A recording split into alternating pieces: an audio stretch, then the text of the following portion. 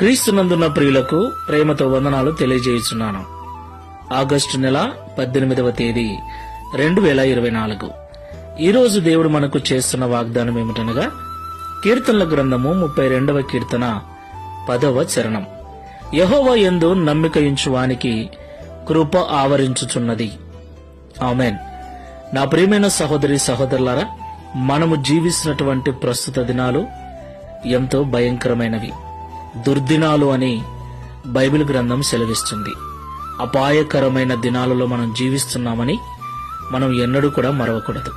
ఎన్నో రకాల తెగుళ్లు, భయంకరమైనటువంటి చీకటి శక్తుల ప్రభావాలు మన జీవితాన్ని, కుటుంబాన్ని, ఆత్మీయతను పాడు చేయటానికి పొంచి ఉన్నాయి. మరి ఇలాంటి భయంకరమైన దినాలలో మనము, మన కుటుంబము క్షేమంగా దేవుడు మనకు అనుగ్రహించిన ఆయుష్కాలము తీరేంత వరకు సంతోషంగా ఈ లోకంలో